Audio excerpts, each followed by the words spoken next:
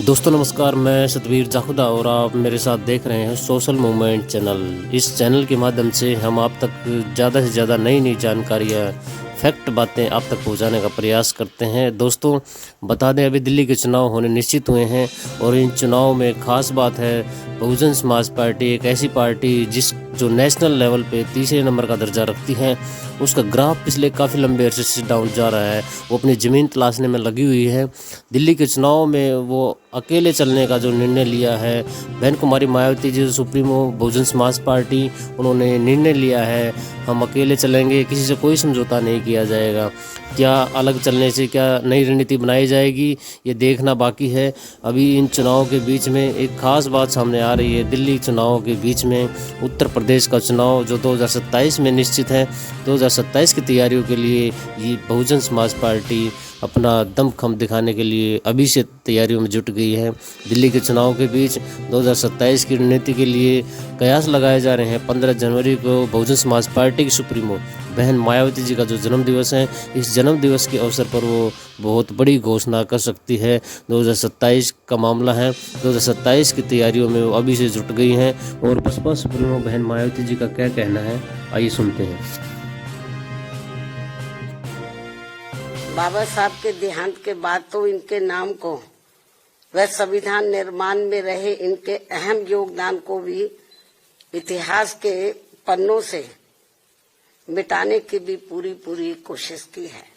हालांकि अपने इस मकसद में ये पार्टी अब तक जरूर कामयाब हो जाती, ये कांग्रेस पार्टी अब तक जरूर कामयाब हो जाती यदि बाबा साहब डॉक्टर भीमराव अम्बेडकर के देहांत के बाद इनके अधूरे रहे कारवा को आगे बढ़ाने के लिए मान्यवर श्री कांशीराम जी अपना पूरा जीवन समर्पित करके वे आगे नहीं आते,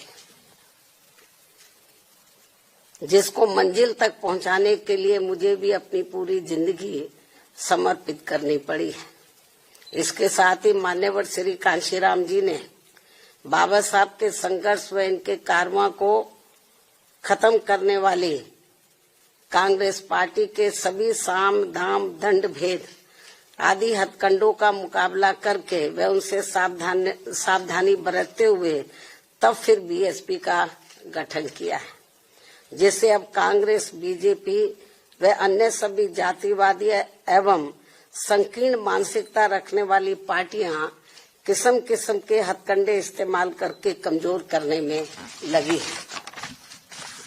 जबकि यूपी में 4 बार बीएसपी के नेतृत्व में रही सरकार ने जिस प्रकार से यूपी की राजधानी लखनऊ में व दिल्ली के नजदीक नोएडा में भी बाबा साहब डॉक्टर भीमराव अम्बेडकर के सम्मान में अनेकों भव्य व ऐतिहासिक स्मारक, संग्रहालय व स्थल आदि बनाए हैं, साथ ही इनके नाम पर यहाँ अनेकों जनहित की योजनाएं शुरू की गई हैं। नए जिलों के नाम आदि भी रखे गए हैं, जिनमें से बाद में काफी कुछ को समाजवादी पार्टी की सरकार ने बदल भी दिया है, जो इस पार्टी की बाबा साहब के प्रति इनकी नफरत को भी दर्शाता है, जो अब कांग्रेस के साथ मिलकर इनके सम्मान की हवाई बातें कर रहे हैं। इसी प्रकार इन वर्गों से जुड़े अन्य संतों, गुरुओं व महापुरुषों आदि को भी पूरा आदर सम्मान दिया गया है, जिससे अब कांग्रेस व बीजेपी आदि की नींद उड़ी हुई है।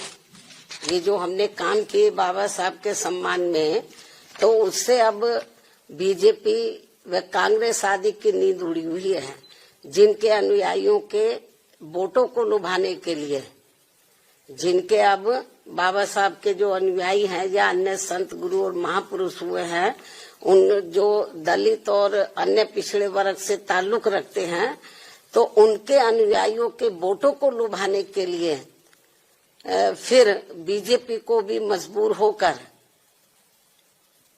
वे अपने दिल पर पत्थर रखकर इनके सम्मान में कुछ कदम भी उठाने पड़े हैं।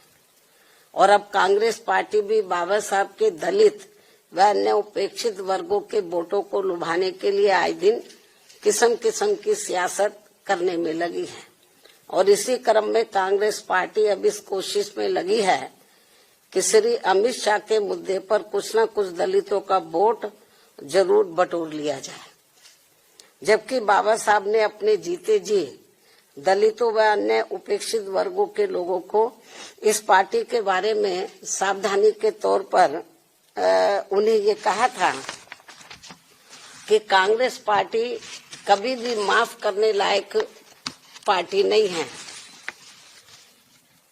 इस पार्टी से इन वर्गों के लोग कभी भी जुड़ने की कोशिश ना करें, ये बाबा साहब ने कहा था। क्योंकि जिस कांग्रेस पार्टी ने कदम कदम पर हमेशा मेरा अपमान किया, यानी कि बाबा साहब का अपमान किया है, मुझे इस पार्टी ने कानून मंत्री पद से इस्तीफा देने के लिए मजबूर किया तथा संसद में चुनकर भी नहीं आने दिया है।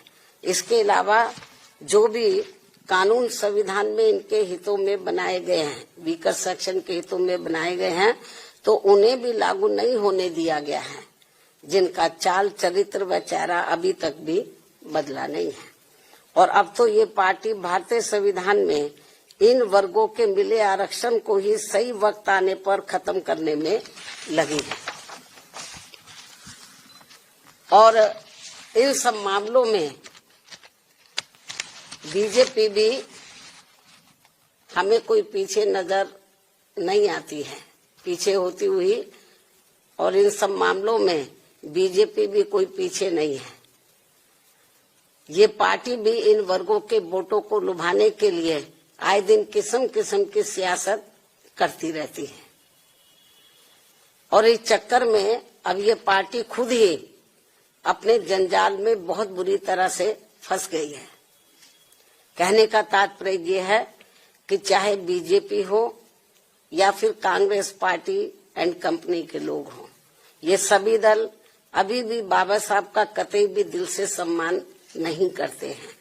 अर्थात इनका सम्मान केवल दिखावटी व छलावा वाला ही रहा है, अभी तक जो हमें देखने के लिए मिल रहा है। और अब ये सभी पार्टियां बाबा साहब का केवल नाम इस्तेमाल करके इनके अनुयायियों का वोट लुभाने में ही लगी हैं, जिनसे बाबा साहब के अनुयायियों को हमेशा सावधान रहना है।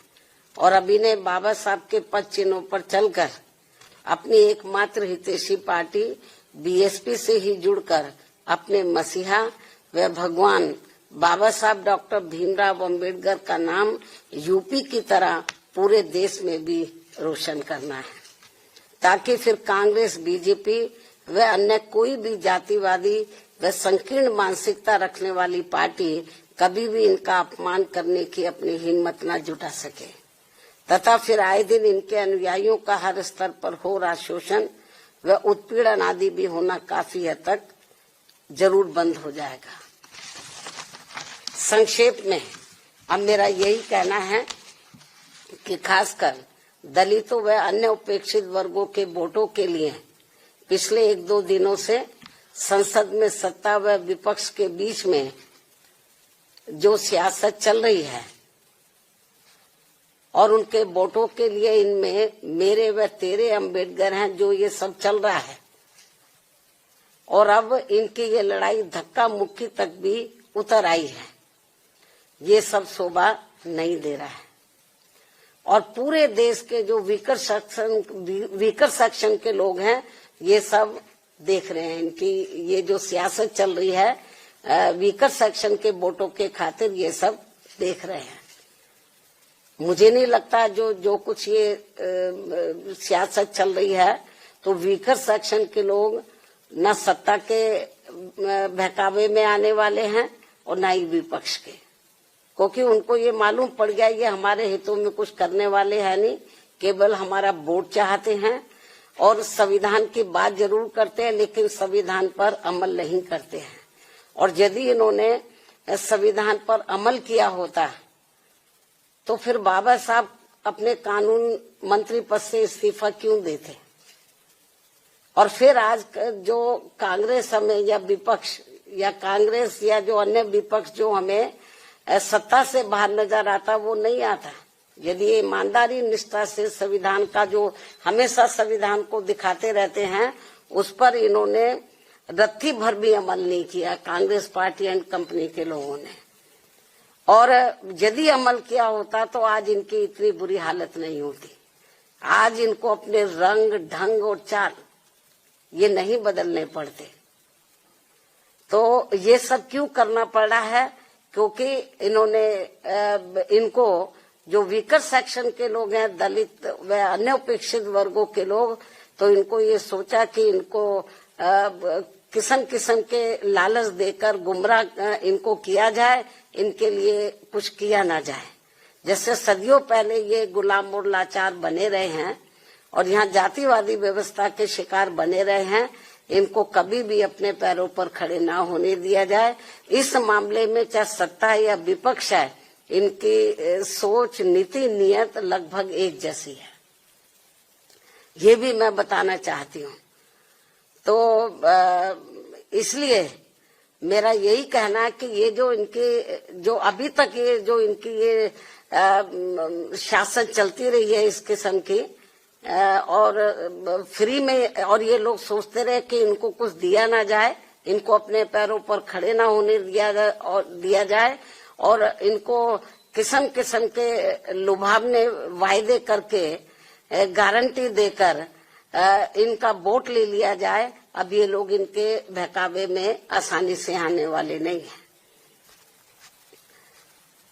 तो बल्कि यदि ये चाहते हैं कि वीकर सेक्शन इनके साथ जुड़े, तो इनको, चाहे सत्ता विपक्ष है, तो इनको बीएसपी के बताए हुए रास्तों पर चलकर जो इस देश में दबे कुचले लोग हैं उनके हितों में बाबा साहब का सम्मान करने के साथ साथ इनके अनुयायियों को संविधान का पूरा लाभ देकर इनका दिल जीतना होगा। जो अभी पार्लियामेंट में जो इसके साथ जो वहाँ पे सियासत जो चल रही है, इससे ये वीकर सेक्शन का दिल नहीं जीत पाएंगे। जो ये संभव होता हुआ नजर नहीं आ रहा। मुझे नहीं लगता कि ये लोग कुछ अपनी सोच में, नीतियों में परिवर्तन कर पाएंगे। ऐसे में इनको इनकी इस दिखावटी, यानी कि जो दबे कुचले लोग हैं या दलित वर्ग के लोग हैं, तो इनको इनकी इस दिखावटी व छलावा वाली सियासत से जरूर बचना चाहिए। और अब मैं अंत में सत्ता व विपक्ष को ये चेतावनी भी दे रही हूँ, यदि इन्होंने दलितों व अन्य उपेक्षित वर्गों के वोट के खातिर अपनी ये सियासत बंद नहीं की, तो फिर हमारी पार्टी को इनके विरुद्ध पूरे देश में आवाज उठानी पड़ेगी और इनका फिर पूरा पर्दाफाश करना पड़ेगा। इसलिए सत्ता और विपक्ष को तो बाबा साहब का नाम का इस्तेमाल करके ये जो इसकी आड़ में ये वीकर सेक्शन का जो वोट लेने के की जो सियासत कर रहे हैं, तो ये अब इस सियासत नहीं चलेगी। क्योंकि जो वीकर सेक्शन के लोग हैं तो अब वो काफी जागरूक हो चुके हैं। बाबा साहब ने काफी हद तक इनको जागरूक किया। उनके ध्यान के बाद बीएसपी ने इन वर्गों को काफी हद तक जागरूक किया।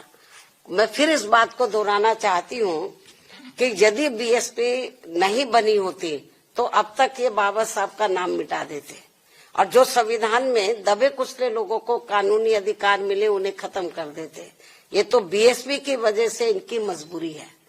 तो इसलिए जब उसमें ये कामयाब नहीं हो पा रहे हैं तो ये लोग अब सोच रहे हैं कि इसके बाद इन्होंने बीएसपी को खत्म करने का प्रयास किया कि बीएसपी को ही खत्म किया जाए, तब दबे कुचले लोगों का वोट पड़ेगा। तो इन्होंने छोटी छोटी पार्टियां बनाई स्वार्थी किस्म के लोगों को इस्तेमाल करके, ताकि इनका चुनाव में वोट बढ़ जाए। ये सब किया इन्होंने।